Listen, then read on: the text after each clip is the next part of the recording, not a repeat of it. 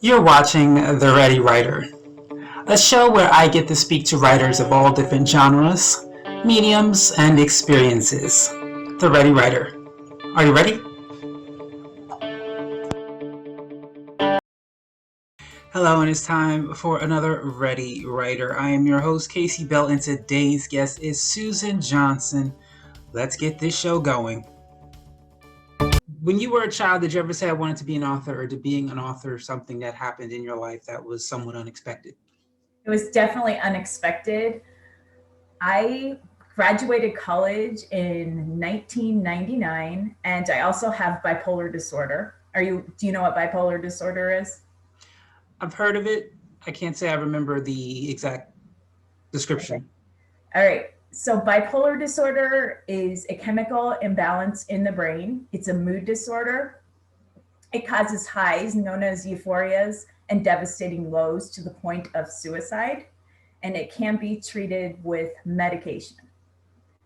So I've had a life of ups and downs. And after I graduated college, I was done. I was like, I'm not going to write another word. I am over this. Years later, after hitting rock bottom, I moved here to Las Vegas and I needed to write as a healing. I needed to put my thoughts on paper to deal with PTSD, with the trauma that I had been through, even though I've had so much counseling in my life. Awesome. So, what was the inspiration that caused you to write your first book, being that being an author wasn't something you wanted to do? The inspiration, I think it came within, and I am a religious person, so I believe it definitely came from the Holy Spirit.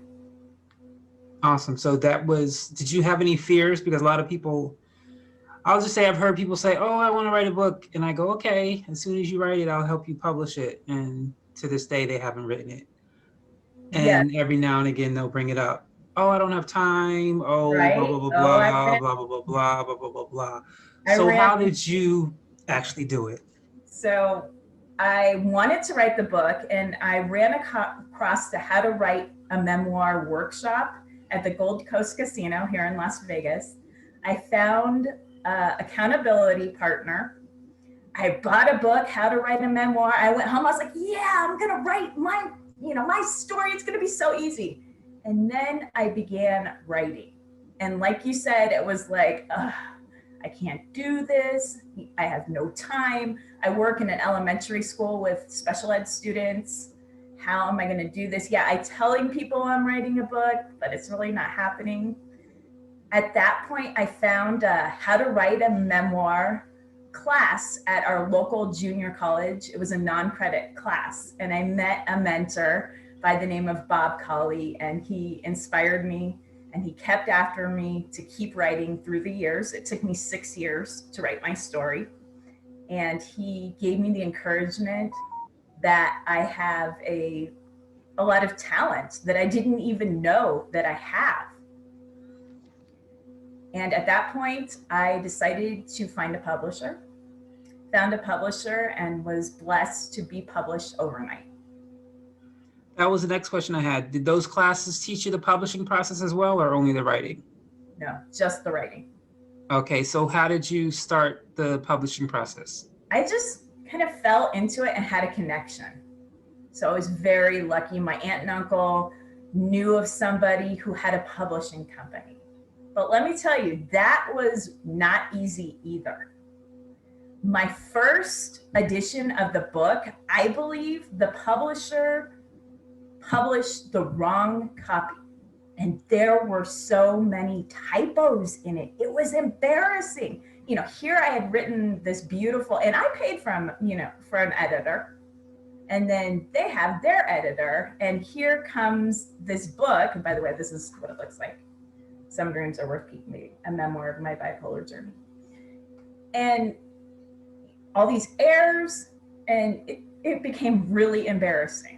Here I had this big accomplishment that I had reached, and I couldn't enjoy it. We did get a second edition come out, or a cleaner copy, and I was much happier with that.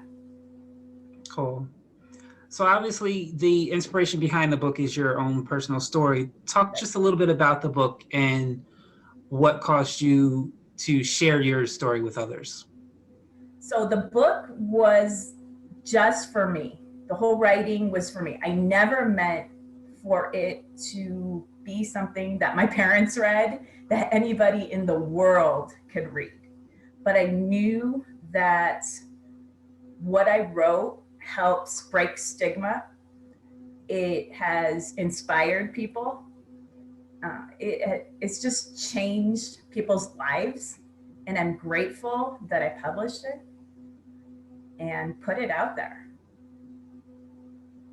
So what can well, you could say this is for everyone, but is there anyone out there particularly that would be able to use this for their own help in their own life? And what exactly can they get out of it, or what do you hope they get out of it? There's a message for everybody, no matter what obstacles that you have in your life, whether it is losing a job, losing a loved one, there's always light at the end of the tunnel, and you can reach your dreams no matter what life throws at you. And that's why I call it Some Dreams Are Worth Keeping. Awesome. So are you, in the future, can you see yourself producing another book, whether it be fiction or nonfiction, or do you kind of think this is probably it? I write for a mental health magazine, BP Hope. So I would like to get a collection of the blogs published. That's another thing. The publisher went under and I had to self-publish. Okay. And that was a pain. I mean, nothing about this has been easy.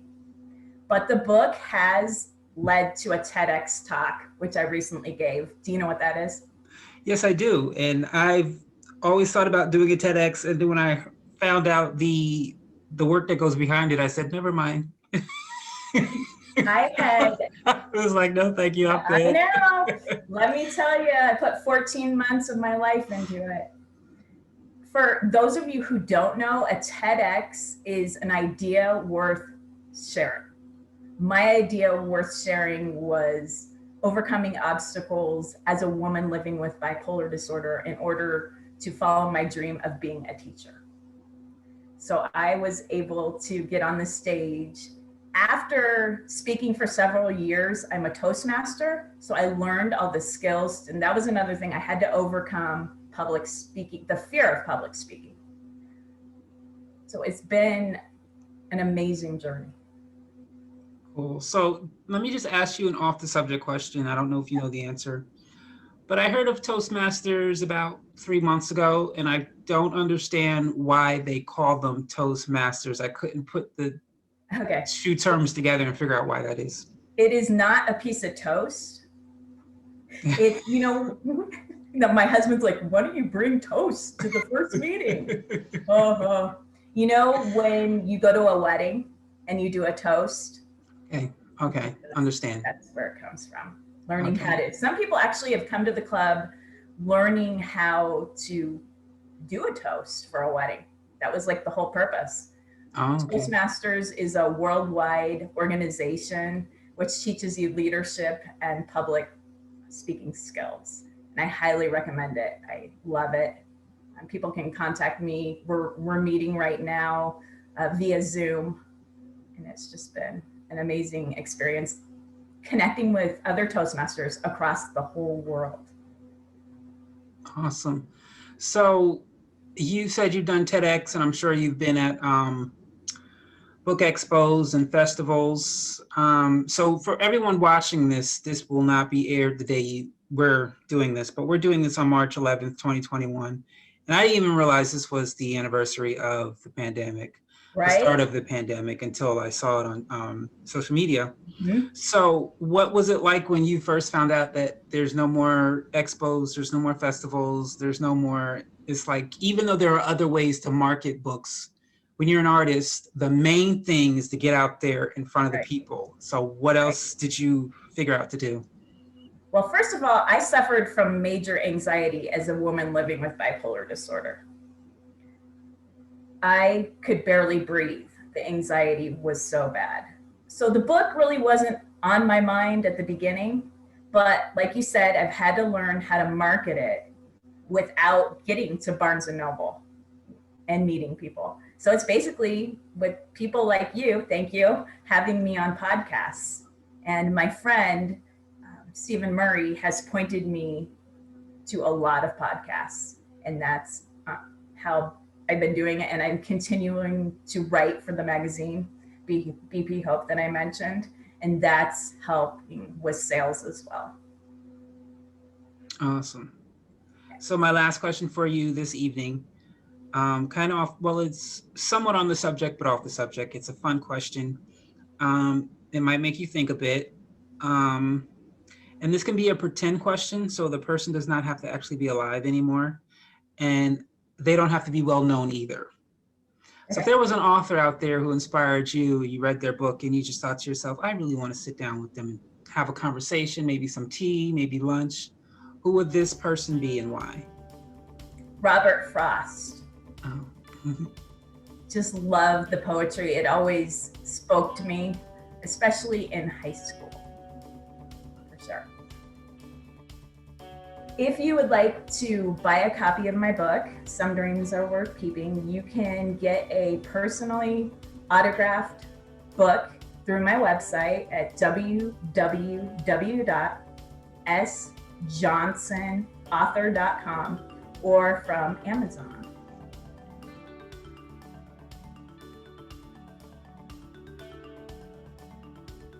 That is all the time we have for you today on The Ready Writer. I want to thank our guest, Susan Johnson, for stopping on by and sharing. And of course, you, the audience, thank you so much for watching. Have yourself a great day.